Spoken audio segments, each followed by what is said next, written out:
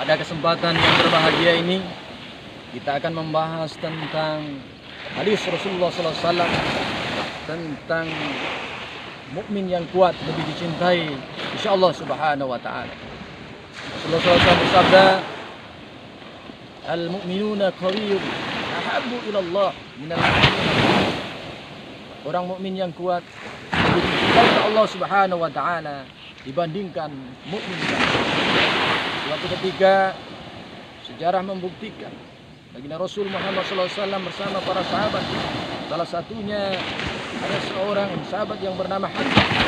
Beliau di samping seorang sahabat beliau adalah paman baginda Rasul Muhammad SAW.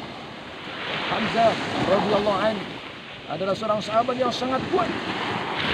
Ketika baginda Rasul bersama para sahabat di depan pintu gua, ternyata guanya sedang tertutup, padahal mereka akan masuk di dalamnya.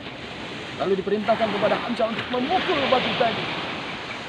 Tapi ternyata batu yang besar tadi tidak berkening sedikit. Ketika itu Rasulullah SAW tampil ke depan, dia ambil kampak dan pukul satu kali tebas.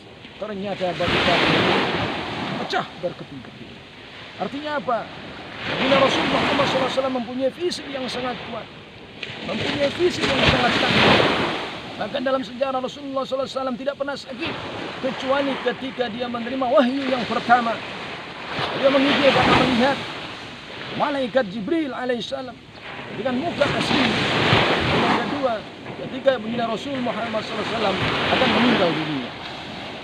Tentunya kita sebagai seorang mukmin mencontoh dan meneladani bagaimana fisik Rasulullah SAW. Saudaraku, nah bagaimana untuk mendapatkan fisik yang kuat, fisik yang baik? Yang pertama yang harus kita lakukan adalah bagaimana kita menjadi seorang mukmin yang senantiasa mencukupkan olah fisiknya. Cukup olahraga. Karena dengan olahraga yang cukup, olahraga yang proporsional, maka tubuhnya menjadi segar, tubuhnya menjadi bugar, tubuhnya menjadi kuat. Yang kedua, memakan makanan yang halal lagi baik, halalan thayyib.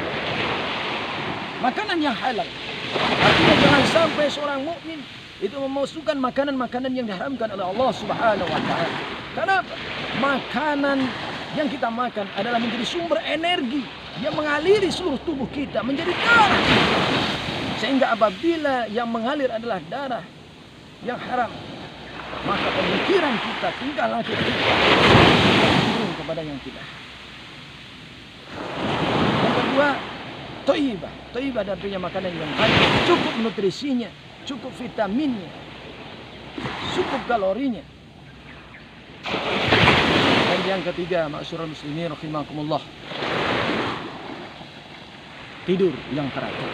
Mudah-mudahan kita hal itu apabila kita lakukan olahraga yang teratur, makanan yang baik dan halal, dan